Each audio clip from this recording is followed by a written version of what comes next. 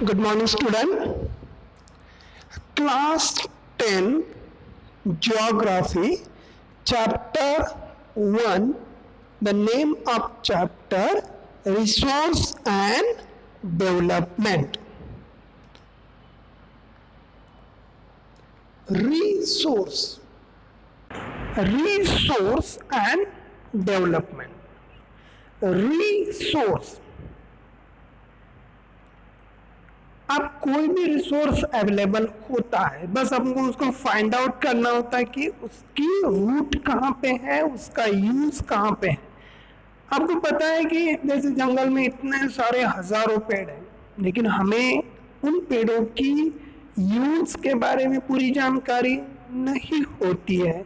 तो ऐसे में क्या होता है कि रिसोर्स, उसकी यूजएबिलिटी को फाइंड आउट करने के लिए जो प्रयास किए जाते हैं और उसके बाद वो फाइंड आउट किया जाता है, तो हम उस चीज को हमारे लिए सोर्स की जगह पर रिसोर्स बन जाता है। और उस बनी हुई रॉ मटेरियल को हमारे लिए यूजफुल बनाने के लिए जो प्रयास किए जाते हैं, जो सफर में जो ट्राइंग की जाती है, जो प्रयास किए जाते हैं, उसको हम कहते हैं डेवलपमेंट। महात्मा गांधी जी का स्टेटमेंट बहुत अच्छा है। महात्मा गांधी जी कहते हैं कि there is enough for everyone. दुनिया में सारी चीजें सबके लिए इनफ है, लेकिन that not the body greed. लेकिन इंसान की जो बढ़ती भूख है उसको वो पूरा नहीं कर सकती। मतलब जो इंटरनल है, इंसान की जो इच्छा है, इंसान की जो विल है, उस विल को पूरा करने में असमर्थ है, क्योंकि इंसान की विल दिन ब दिन बढ़ती की जाती है, उसमें कोई कटौती का नाम होता ही नहीं है। तो महात्मा गांधी जी का स्टेटमेंट है, मतलब प्रकृति सबके लिए समान अवसर, प्रकृति सबके लिए समान अवसर, अपॉर्चुनिटी प्रदान करती है। लेकिन क्या होता है, हमारी इच्छाएं उस अवसर से भी ज्यादा हाई हो जाने की वजह से प्रकृति कहीं ना कहीं उस चीजों को पूरा करने में असफल होती है। इसके पीछे इंसान की बढ़ती इच्छाओं का कारण होता है। अब हम देखेंगे क्या क्या इस कंटेंट में पढ़ना है। पूरे रिसोर्स चैप्टर में हमें कौन से कंटेंट पढ़ने हैं। सबसे पहले हमें 5 पॉइंट्स में पूरा चैप्टर पढ़ना है। This is the 5 modules of the chapter. First is the type of resource, second development of the resource, third resource planning in India, कैसे रिसोर्स को प्लान किया जाता है, इंडिया में कैसे सेव किया जाता है और उसका यूज कैसे होता है। लैंड रिसोर्स जो बहुत मायने करती है, इसके ऊपर बोर्ड में 100% क्वेश्चन आता है, हम उसको पढ़ाए तो अच्छे से समझ लेंगे। Land resource, land utilisation. अब यूटिलाइजेशन और रिसोर्स में अंतर क्या है? लैंड अवेलेबिलिटी और लैंड का यूज, दोस्त समझ में आ रहा है? लैंड हमारे पास बहुत सारी अवेलेबल है, लेकिन उसका हम यूज नहीं कर पा रहे, तो उस लैंड का कोई मतलब नहीं है। लैंड रिसोर्स को लैंड यूटिलाइजेशन में प्रयास करने के लिए क्या किया जाता है? लैंड यूज पैटर्न, इसका पैटर्न इस्तेमाल किया जाता है। जैसे मल्टीपल क्रॉपिंग पैटर्न है, रबी पैटर्न है, खरीफ पैटर्न है, जेड पैटर्न है। तो ये पैटर्न क्या है? लैंड की यूज कंडीशन को एक्सप्लेन करता है।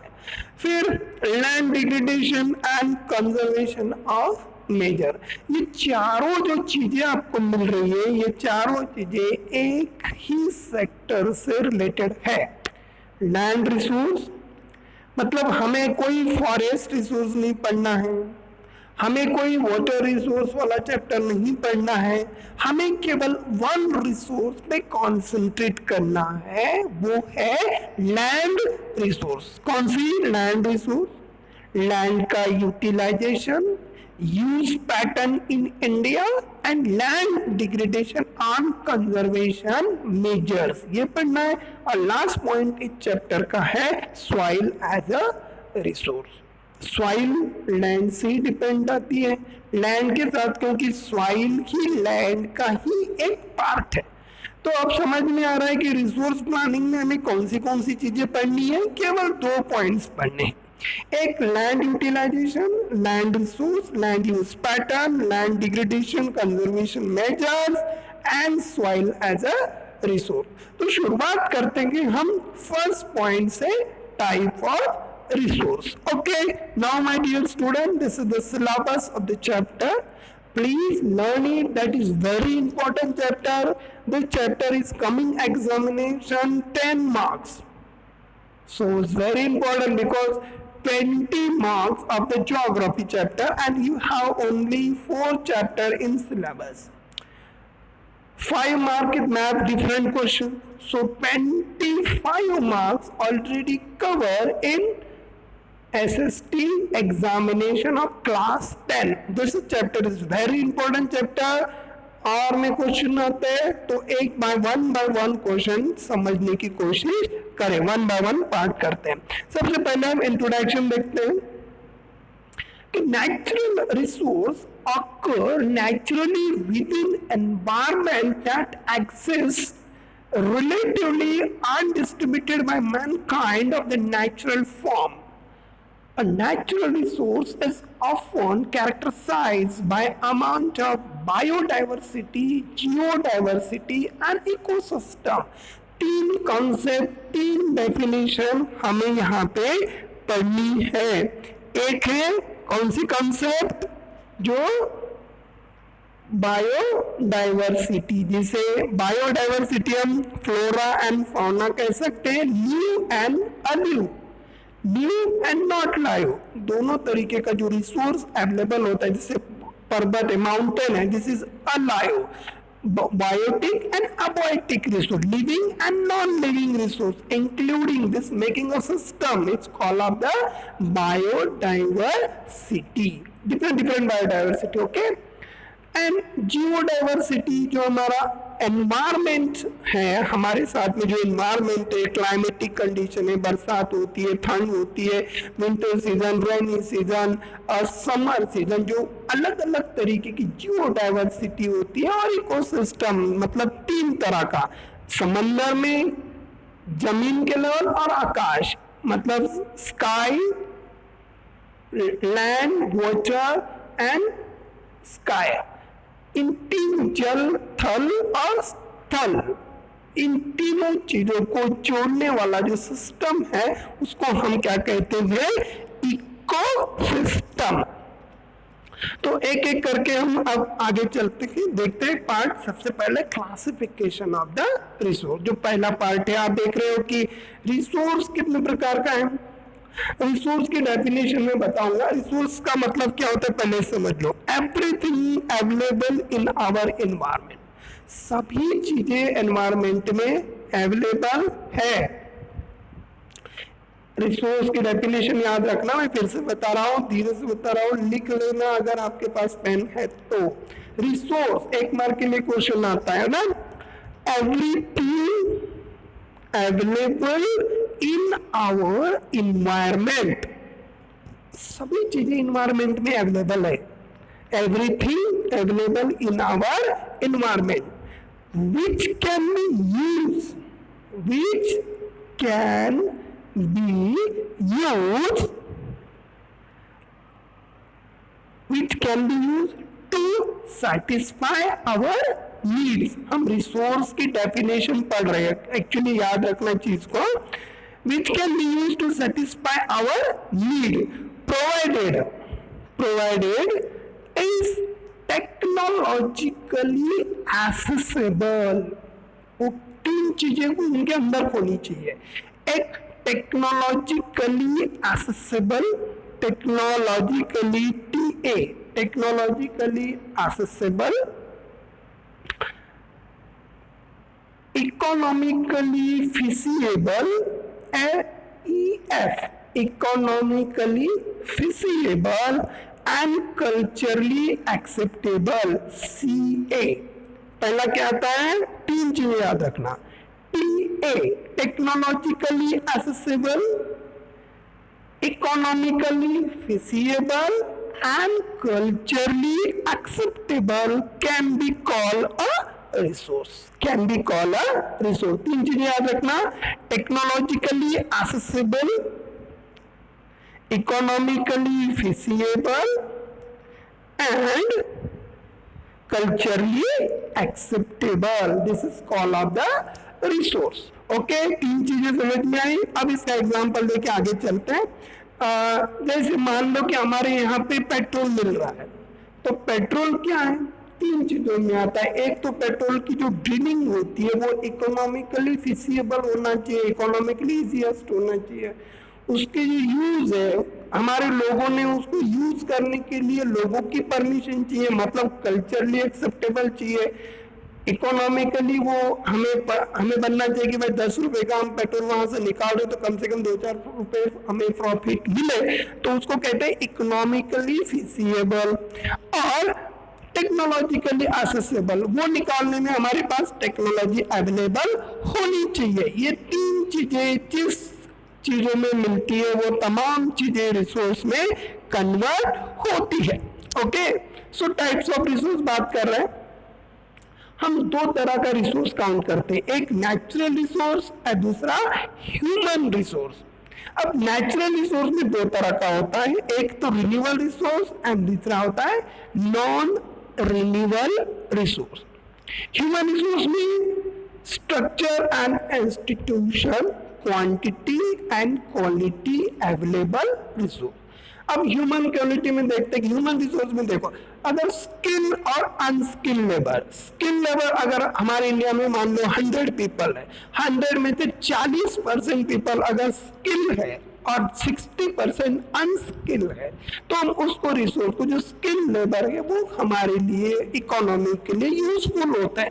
अनस्किल लेबर केवल ढोने के काम आते हैं या छोटे मोटे काम करने के लिए काम आते हैं। तो इस तरीके से रिसोर्स को हम डिवाइडेड कर सकते हैं। Renewable resource, there are the 2 types of resource, continue resource and biological resource. Continue resource and biological resource.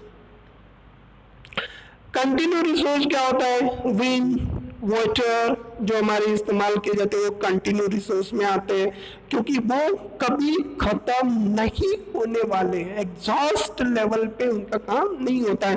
Wind, water, sunlight, ये सारी चीजें जो है कभी भी खत्म होने वाली नहीं है, तो इसको हम क्या कहते हैं, कंटिन्यूअस रिसोर्स। बायोलॉजिकल रिसोर्स में 2 तरह का होता है, एक बायोलॉजिकल और दूसरा होता है नेचुरल वेजिटेशन, फॉरेस्ट लाइफ जो जंगल में मिलने वाली सभी चीजें, और वाइल्ड लाइफ जो एनिमल टाइप्स के होते हैं। तो biologically 2 type, naturally vegetation and wild life. Renewable 2 तरह का होता है, continuous and biological. Non renewable resource 2 तरह का होता है, एक रिसाइकल बीम होता है और दूसरा होता है non recycle beam. Recycle beam में एग्जांपल क्या दोगे आप, मेटल का एग्जांपल दोगे, क्योंकि मेटल अगर टूटा फूटा, आपके घर में मेटल टूटा फूटा पड़ा है तो हम उसको करेक्ट कर सकते हैं, क्योंकि अगर जाके लोहार उसको अच्छे से तपा के उसको नई चीज बना सकता है। तो metal is a recyclable resource. Non recycle resource में फॉसिल फ्यूल, पेट्रोल, डीजल, ये सारी चीजें जो आती है वो नॉन रिसाइकल बीम में आती है। ह्यूमन रिसोर्स में स्ट्रक्चर एंड इंस्टीट्यूशन, ये ह्यूमन रिसोर्स को बनना आती है। आपको मालूम है health facility, health, school, playground, ये तमाम चीजें जो आती है वो स्ट्रक्चर इंस्टीट्यूशन पे आती है। तो this is the types of resource. अब हमें कॉन्सेप्ट ऑफ द चैप्टर, हमें ये जो कॉन्सेप्ट पढ़नी है, सबसे पहले हमने रिसोर्स के कॉन्सेप्ट आपको बता दिए। Naturally everything available in our environment, it is called of natural. Everything available in our environment, it is called of natural. ठीक है। रिन्यूएबल जो एक बार यूज करने के बाद उसको बार बार इस्तेमाल करते हैं, हम उसको कहते हैं रिन्यूएबल रिसोर्स, जैसे air, water, sunlight, this is all club of the renewable resource. Then non renewable resource already बता चुका हूं। नॉन रिन्यूएबल रिसोर्स का मतलब होता है कि एक बार यूज करने के बाद वो पूरी तरह से खत्म हो जाते हैं। Use one time and then finish it, जैसे पेट्रोल, डीजल, उन सभी चीजों के बारे में आता है। Structure and institution, structure based on structure of human resource के लिए इस्तेमाल किया जाता है, जिसमें school, colleges, health sector, primary sector, जो भी सेक्टर्स उसमें आते हैं वो तमाम चीजें जहां पे रिसोर्स को डेवलप किया जाता है उसको स्ट्रक्चर एंड इंस्टीट्यूशंस कहते हैं। क्वांटिटी एंड क्वालिटी, आपको पता है कि अगर ह्यूमन रिसोर्स के बारे में बात हो रही थी, क्वांटिटी में और क्वालिटी में कितने अवेलेबल है। आप देखते हो कि क्वांटिटी जैसे स्किल एंड अनस्किल लेबर, तो क्वांटिटी कितनी है और क्वालिटी कितनी है। मान लो 100 लोग आपके पास है, वो क्वांटिटी हुआ, उसमें से 40 लोग स्किलफुल है, वो क्वालिटी लेबर्स हुआ।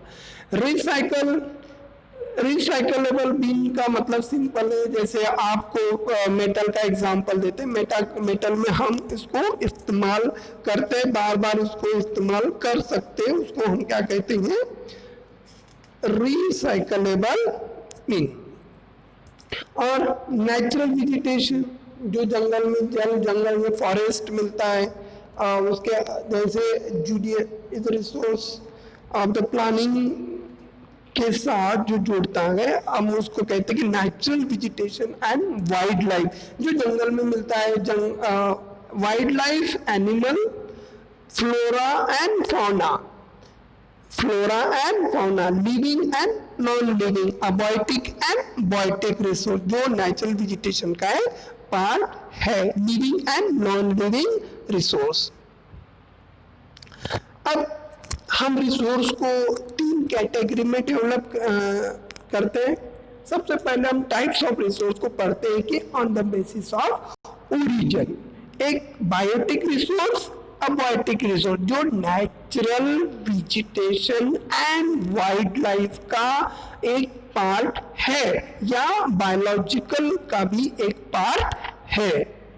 तो biotic resource, this word obtained is a biosphere, it involved to organism like human thing, flora and fauna। Biotic resource का पार्ट है, एंड अबायोटिक में मेटल एंड रॉक, ये जिसमें जिंदगी नहीं होती है, नॉन लिविंग रिसोर्स कहलाता है। On the basis of exhaustibility, मतलब खत्म होने के कगार पर जो रिसोर्स है वो 2 कंडीशन में आते हैं, एक renewable resource and second is a non renewable resource. First, renewable resource that can be renewed product by physical, chemical, mechanical process, for example solar, tidal, wind energy। Simply बात है, renewable resource का मतलब क्या होता है कि उस resource को फिजिकली, केमिकल, मैकेनिकल प्रोसेस करके उसको दोबारा इस्तेमाल किया जा सकता है, वो खत्म होने वाली चीजें नहीं है। एग्जॉस्टिबिलिटी का मतलब क्या होता है, उसका एक बार यूज करके खत्म हो जाए, पर वो ऐसी परिस्थिति नहीं है। And non renewable resource they occur where long geographical time taking millions of year, उसको बनने के लिए, फॉर्मेशन बनने के लिए मिलियंस ऑफ द ईयर लगता है, और उसे कहते हैं मिनरल, कोल, ऑयल, फैक्ट्री, जो भी चीजें मिलती है वो सारी चीजें, पेट्रोल, डीजल वगैरह सारी चीजें उसमें आती है, उसको कहते हैं, कोल भी आता है, non renewable resource.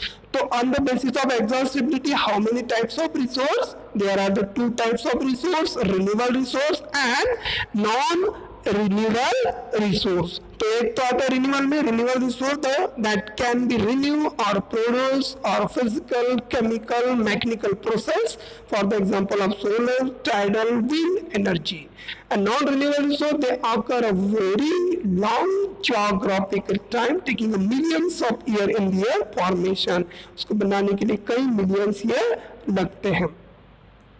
The basis of ownership, मालिक के तौर पर अगर बात करते तो दो तरह का रिसोर्स होता है. एक तो इंडिविजुअल, ऐसे चार तरह का रिसोर्स होता है, खासकर इसे माना जाता है इंडिविजुअल, कम्युनिटी. दूसरा दो और आता है कि ओनरशिप लेवल पे individual, community, national and international resource. कितने तरह का होता है? चार तरह का रिसोर्स होता है. एक ओनरशिप लेवल पे चार तरह का रिसोर्स होता है. इंडिविजुअल, जो खुद तुम पेन इस्तेमाल करते हो, तुम्हारी बुक इस्तेमाल करते हो, टेबल इस्तेमाल करते हो, तुम्हारा मोबाइल इस्तेमाल करते हो, तुम्हारे जूते इस्तेमाल करते हो, आप अपनी साइकिल इस्तेमाल करते हो, वो सारी चीजें आपकी इंडिविजुअल रिसोर्स के रूप में मानी जाती है. मतलब उस वस्तु पर आपकी ownership only and only this person own, अपनी खुद की ओनरशिप होती है. उस रिसोर्स को हम क्या कहते हैं? इंडिविजुअल रिसोर्स कह सकते हैं. There are owned by individual privately, like land owner by farmer allotted them to government against to payment of. जो लैंड ओनर है, फार्मर है, उसकी खुद की लैंड है, तो उनको वो रिसोर्स क्या है? अगर आपका खुद का घर है तो आपका वो क्या हुआ? इंडिविजुअल रिसोर्स हुए. कम्युनिटी रिसोर्स में गार्डन आता है, रोड कनेक्टिविटी आती है, प्लेटफॉर्म आता है, रेलवे प्लेटफॉर्म आता है, या आप टॉकीज में फिल्म देखने जाते हो तो थिएटर आता है. वो क्या है? Public own resource. वो जरूर किसी मालिक, लेकिन सब लोग उसको इस्तेमाल करते हैं. आप गार्डन इस्तेमाल कर सकते हो, रोड इस्तेमाल कर सकते हो, आप कहीं रेलवे का इस्तेमाल करते हो, तो वो क्या है? एक कम्युनिटी रिसोर्स के रूप में जानी जाती है. This including resources, they are accessible to all members of community like a village grazing ground, rural ground, railway, whatever facility जो already मैं आपको individual बता चुका हूँ. So this is the two types of resource, individual, community. और दो resource कौन से रह गए? याद करो, दो कौन से रह गए? national resource and international resource. तो हम देखते हैं national resource. Technologically speaking, all the resources belong to nation because the country has legal power to acquire even private property of public goods. Simply बात है, कोई भी समझ सकता है. Technologically speaking, all the resources belonging the nation within a boundary of the nation. याद रखना, words को भूलना नहीं है. Within the boundary of the nation, within the boundary of the nation, all types of good available in our environment. Within a boundary of the nation, all type of goods available in our environment. It is called of national resource. देश की boundary के अंदर जितनी भी चीजें आती है वो सारी चीजें नेशनल रिसोर्स कहलाती है. National resource is a broad concept. उसके बाद आता है इंटरनेशनल रिसोर्स. इंटरनेशनल रिसोर्स में खासकर वो चीजें इंक्लूड की जाती है जो ओशनिक रिसोर्स है, समंदर का रिसोर्स. क्योंकि इतने बड़े समंदर है, हमारी अर्थ 29 है और 71% पूरी तरह से ओशनिक रिसोर्स है. तो 71% जो रिसोर्स है वो क्या है? इंटरनेशनल रिसोर्स कहलाते हैं. उनके ऊपर किसी के मालिक हक नहीं होता है. जो ऊपर जो यूनो बना है, यूनाइटेड नेशन ऑर्गेनाइजेशन, उनका ही पूरी तरह से उनका हक होता है कि इसको यूज के लिए देना है या नहीं देना है, वो डिसाइड करता है. और हमारे हक में कितना आता है? हमारी बाउंड्री से 200 नॉटिकल, मतलब एक nautical equal to 1.5 kilometre. 1.5 kilometre, लगभग 300 किलोमीटर की दूरी तक की समंदर पे कोई भी देश रिसर्च कर सकता है, उसको अपना मान सकता है। और इसीलिए हमारे देश में देखो, जैसे 200 किलोमीटर की दूरी पर लक्षद्वीप है मुंबई से, 200 किलोमीटर की दूरी पर अपना कौन सा है, अंडमान निकोबार है। तो वो किसके पार्ट हुए, वो हमारे इंडिया के पार्ट हुए। 200 किलोमीटर की दूरी पर होने के बावजूद भी, क्योंकि वो 200 नॉटिकल मील वो इकोनॉमिक जोन में आता है जो देश को दिया जाता है। और उसके साइड वाली जितनी भी लैंड, जितना भी समंदर अवेलेबल है, वो 100% इंटरनेशनल रिसोर्स को माना जाता है। उस पर यूनाइटेड नेशन ऑर्गेनाइजेशन की पूरी तरह से मालिक होती है और वो किसी को पर्सनली यूज करने के लिए नहीं देता है, सब लोग उसको इंटरनेशनल लेवल पे यूज करते हैं। तो this is the first part of the chapter is finish now. Try to understanding this is simply the chapter is types of resource हमने पूरी तरह के देखे। उसके बाद हम डेवलप्ड और रिसोर्स प्लानिंग हम नेक्स्ट पार्ट में देखेंगे कि इस तरीके से टाइप्स ऑफ रिसोर्स में हमने देखा था classification of the resource, natural, human resource, natural में रिन्यूएबल, नॉन रिन्यूएबल, उसके पार्ट बताए गए थे। फिर कंसेप्ट हमने पढ़ी। उसके बाद on the basis of origin level पे रिसोर्स किस तरीके से टाइप किया जाता है, बायोटिक एंड अबायोटिक रिसोर्स। उसके बाद रिन्यूएबल और नॉन रिन्यूएबल, एग्जॉस्टिबिलिटी लेवल पे, ओनरशिप लेवल पे, individual, community, national and international resource. This is the first part of the chapter. आगे का हम देखेंगे second part of the chapter next day.